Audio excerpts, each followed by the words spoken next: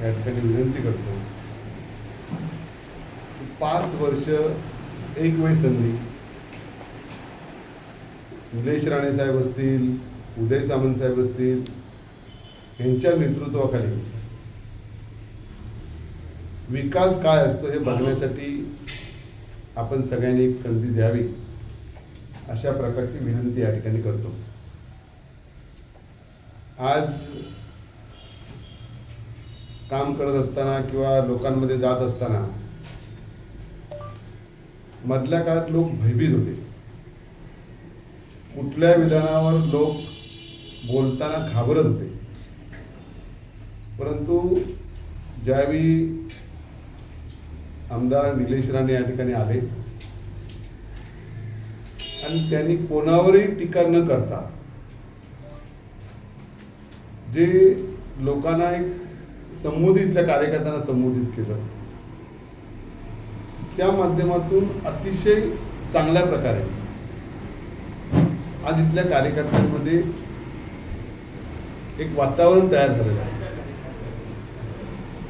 आणि म्हणून या सगळ्या वातावरणाच्या माध्यमातून आम्ही प्रत्येक भागात, प्रत्येक वार्डमध्ये जाण्याचा प्रयत्न या ठिकाणी करतोय आणि लोकांचा उत्कृष्ट पाठिंबा या सगळ्या प्रचाराच्या माध्यमातून या ठिकाणी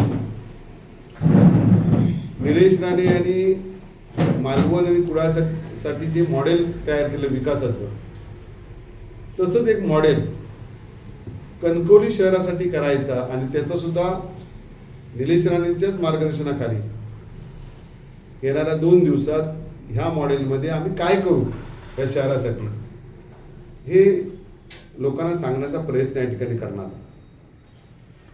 तर शेवटी बघा की कणकवली हे शहर हायवेवरचं शहर आहे आणि तर डेव्हलपमेंटला अतिशय चांगल्या प्रकारची संधी आहे. 2 नद्या आहेत, 2 नद्यांच्या मध्ये वसलेलं शहर आहे. भालचंद्र महाराजांची पुण्यभूमी या ठिकाणी आहे आणि ज्या पायाभूत सुविधा आहेत, नाट्यगृह चांगले असलं पाहिजे, दुर्दैवाने ते इथं नाही आहे.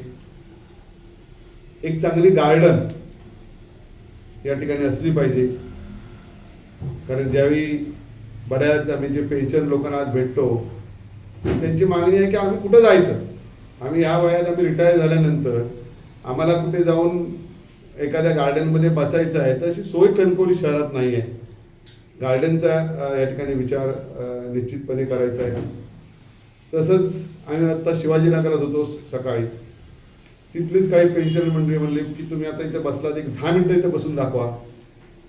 डासांचा जो पूर्णपणे फैलाव होता, त्यांचं म्हणणं जे नगरपालिका प्रशासनाने हिची जबाबदारी घ्यायला पाहिजे होती ती घेतली जात नाही आहे. ते आम्हाला ड्रेनेज सिस्टीम, म्हणजे एक प्रयोग मी माझ्या आमदार फंडातून पहिले पैसे इथल्या ड्रेनेज सिस्टीम साठी दिले होते, पण दुर्दैवाने मागच्या काही वर्षात ते पुढे गेलेलं नाही. ड्रेनेज सिस्टीम चांगली या ठिकाणी उभारायचं आहे. आज आपण बघतो IPL मधून नवीन नवीन मुलं आज आपल्याला खेळताना दिसत आहेत. आपली इथे मोठ्या मोठ्या स्पर्धा या ठिकाणी एखादं चांगलं स्टेडियम या ठिकाणी उभं करायचं आहे. आणि म्हणून या सगळ्या मूलभूत सुविधा ज्या आहेत या कणकवली शहराला एकनाथ शिंदे साहेबांच्या माध्यमातून आणि आदरणीय आमचे संपर्कमंत्री उदय सामंत असतील, आदरणीय निलेश राणे साहेब असतील, या सगळ्यांच्या माध्यमातून, खासदार तर आमचे राणे साहेब आहेतच, पण ह्या सगळ्यांच्या माध्यमातून एक चांगल्या प्रकारचं विकास या शहराचा करायचा आहे. मी शहरवासियांना आम्ही विनंती केली की 5 वर्ष संधी ही आमची शहर विकास आघाडीला या ठिकाणी द्या आणि म्हणून आम्ही सर्वजण सगळ्या लोकांच्या पर्यंत जाण्याचा या ठिकाणी प्रयत्न करतो. आज हे सगळं करत असताना मी असा दावा करणार नाही की पूर्वीमध्ये इथे काय झालं नाही झालं असं नाही दावा करणार. शेवटी सत्तेमध्ये समोरची पण मंडळी आहेत, काही प्रस्ताव त्यांनी पण आणले, पण माझ्या माहितीप्रमाणे 36 आरक्षण वेगवेगळी या ठिकाणी आहे. ही आरक्षण डेव्हलप करणं, निदान वर्षाला किमान 3-4 आरक्षण तरी डेव्हलप व्हायलाच पाहिजे होते. आणि जर इच्छाशक्ती असली तर काय करू शकतो, तर ते उदाहरण वेंगुर्ला आहे. कोणाच्या ताब्यात असू देत नगरपालिका, पण तिथे बघा सगळ्यात जास्त जिल्ह्यातली गार्डन ही वेंगुर्ल्यामध्ये आहे. तिथलं नाट्यगृह बघा, तिथलं शॉपिंग कॉम्प्लेक्स बघा, तिथलं ब्रिटिश काळापासून पोर्तुगल काळापासून जे व्हेज मार्केट, फिश मार्केट शहरात आहे, ती कशा पद्धतीची बघा. ते देवेंद्र फडणवीस साहेब यांच्या हस्ते त्याचं उद्घाटन झालं होतं. आज इतक्या सगळ्या चांगल्या सुविधा, सगळ्यात चांगली अजून एक बाब त्या सगळ्या लोकांनी केली. तिथल्या नागरिकांना पण धन्यवाद आहेत, तिथल्या प्रशासनाला धन्यवाद आहेत, आणि जे सगळ्या पक्षाचे नगरसेवक होते त्यांनी पण सगळ्यांनी साथ दिली की तिथली कचऱ्याची जी सुविधा होती त्याच्यावर त्यांना असंख्य प्रकारची बक्षिसं त्या ठिकाणी मिळाली. म्हणजे त्या डेपोमध्ये आपण जाऊन आरामात जाऊन जेवू शकता, म्हणजे कुठला वास नाही, कुठल्या लोकांना त्रास नाही, त्याच्यातून उत्पन्न आणण्याचं काम पण त्यांनी केलं. शेवटी ही सगळी इच्छाशक्ती असणारच काम त्या ठिकाणी आहे, आणि म्हणून तिथे चांगल्या प्रकारचं काम त्या ठिकाणी होऊ शकलं. अजून एक बघा, अजून निलेश राणे साहेबांना 1 वर्ष पूर्ण झालं. त्यांनी छोट्या छोट्या गोष्टी मी सांगत नाही, त्यांनी अनेक पैसे नगर विकासाकडून आणले, कुडाळमध्ये आणले, मालवणमध्ये आणले. सगळ्यात ठळक म्हणजे मालवणचं नाट्यगृह जे होतं ते आधुनिक करावं, चांगलं करावं. मामासाहेब ओरेकर नाट्यगृह म्हणजे पूर्वी होतंच, पण त्याच्यात कुठल्या सुविधा नव्हत्या, आणि म्हणून तिथे एक चांगल्या प्रकारचं नाट्यगृह करण्यासाठी 13 कोटी रुपये त्या नाट्यगृहासाठी मंजूर करून आणले. तसंच बघा की हायवेपासून जो MIDCकडे जाणारा रोड आहे, रस्त्यावरचा वेंगुर्ला रोड आहे, तिथं बघितल्यानंतर, तिथल्या लाईट बघितल्यानंतर रात्री आपल्याला वाटत नाही की आपण कुडाळमध्ये आहोत असं. म्हणजे आज शहराचा कायापालट होण्याला सुरुवात झाली. पहिल्या वर्षात जर एवढं काम निलेश राणे साहेबांच्या माध्यमातून या ठिकाणी होत असेल तर अशा माणसाच्या हातात शहर दिलं पाहिजे.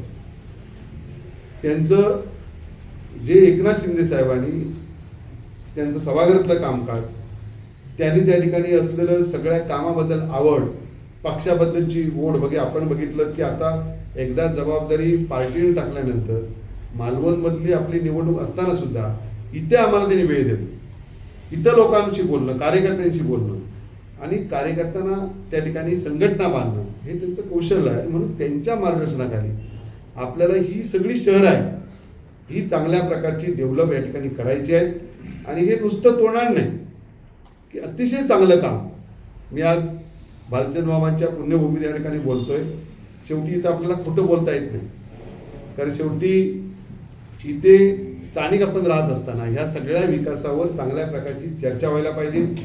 जे या ठिकाणी काही लोक सत्ताधारी लोकांना जो त्रास देत आहेत या गोष्टी मी आज बोलणार नाही. लोकांना माहिती आहे, लोक आज बोलायला लागले कुठे काय झालं, कुठे काय झालं, कसं काय इथल्या परवानगी मिळतात, ह्याच्यावर मी आज बोलणार नाही.